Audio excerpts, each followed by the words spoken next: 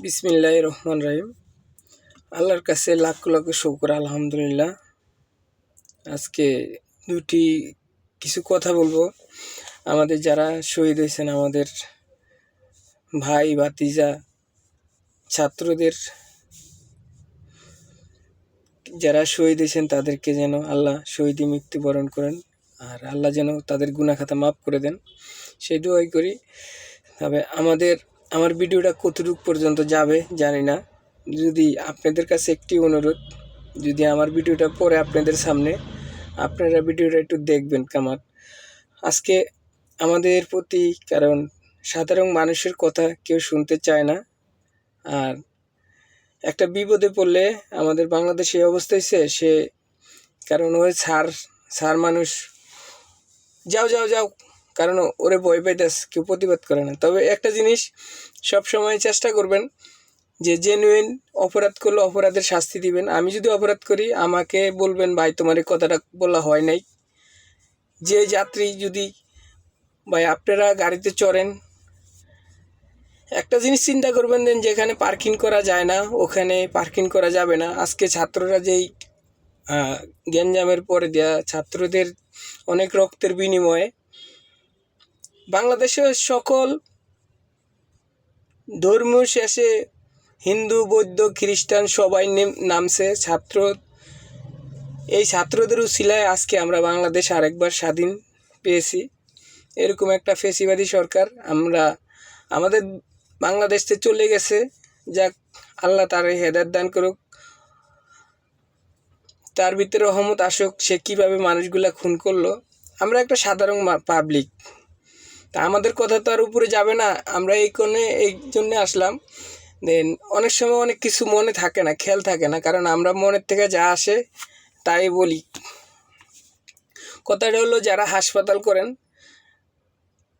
ছাত্ররা রাস্তায় নামছে, আইন যতটুকুই বুঝে তারা ঠিক মতন দেখতেছে, কিন্তু বাংলাদেশের রাস্তা ছোট, এভাবে লেন চলা সম্ভব না। তবে লেন বাই লেন, যে ডাইনে যাবে তার লাইনটা আলাদাই থাকবে আগের থেকে, 20-30 মিটার আগের থেকে।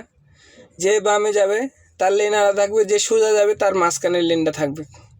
কিন্তু ওইভাবে যদি আপনি গাড়ি পার্কিং করতে যান, আর যেই গাড়িগুলো পার্কিং করে বড় বড় বাস, মোড় পার 20 মিটার পরে যা গাড়ি ব্রেক করতে, যাত্রী যেখানে সেখানে নামলে সমস্যা, রাস্তায় জ্যাম পড়ে, ড্রাইভারের বকা দেয়, কন্ট্রাক্টরের বকা দেয়, ভীষণ কষ্ট।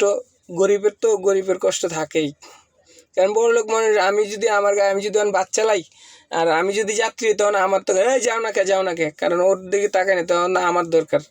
তো যারাই যেখানে যায় তখন ওইটার কথাই মনে পড়ে, ওইটাকে আদর্শ হিসাবে ধরে রাখেন। যাক, হাসপাতাল করেন যাই করেন, সামনে পার্কিং রাখেন, পার্কিংয়ের সামনে গাড়ির ড্রাইভাররা ব্রেক করব, অন্য জায়গায় ব্রেক করা যাবে না। যদি ড্রাইভার ইচ্ছা করে তাহলে আপনারা মামলা করেন, তাদেরকে কষ্ট দিবেন। কিন্তু ড্রাইভাররা যাত্রী যদি বলে ওইখানে রাখেন, তখন সে জোর করে যদি বলে দেন এখানে রাখতে হবে, তখন ওইটা দরকার পর্যন্ত তদন্ত করে ওর শাস্তি দিবেন, তখন যা শিক্ষা হবে বাংলাদেশের মানুষের। কারণ বাংলাদেশের মানুষ অনেক অহংকার দেখায়, যেন হাসপাতালের সামনে আসছে সে একটু হাঁটতে পারে না, অসুস্থ বাধা, এটা হলো আলাদা বিষয়। হাসপাতাল করেন যাই করেন, সামনে পার্কিংয়ের জায়গা রাখবেন, যেই গাড়ি চলে যাবে ওই গাড়ির জায়গাটা আলাদা, যাত্রী নামাতে চলে যাবে, যেই গাড়ি থাকবে ওই গাড়ির পার্কিং আলাদা করবেন।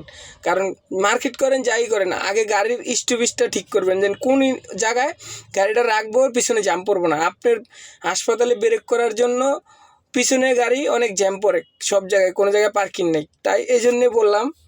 দেন আমাদের পাশে কেউ দাঁড়ানোর মতন নাই, তাই বলছি যারা ভিডিওটা দেখবেন, আমার ভিডিওটা যদি উপরে যায় তাহলে মানে আমাদের বড় বর্তমানের সরকারের কাছে, যে কোনো প্রশাসনের কাছে কথাটা পৌঁছাবে। আর যদি আমার ভিডিওটা না দেখেন আপনারা, তখন আর পৌঁছাবে না। তাই একটাই কথা, যাতে এত কষ্টের বিনিময়ে বাংলাদেশটা আবারই স্বাধীন হয়েছে, আমি মনে করি ইনশাল্লাহ স্বাধীন হয়েছে। কারণ যেই খবর শুনতেছি, যে সংবাদ শুনতেছি, মানুষ এখন আস্তে আস্তে শুনবে, এতদিন শুনে নাই। এই বাংলাদেশে আমি কখনো দেখি না জঙ্গলি আছে, মানে আমরা ছোটোবেলাতে যতটুকু জানি কিন্তু জঙ্গলি রাজাকার ওই সেই গুম খুম এত কিছু কইরও আজকে এই অবস্থা। যাক আলহামদুলিল্লাহ, আল্লাহর কাছে শুকর আলহামদুলিল্লাহ। আর আমাদের বাংলাদেশের সরকার এখন, সরকারকে অভিনন্দন শুভেচ্ছা।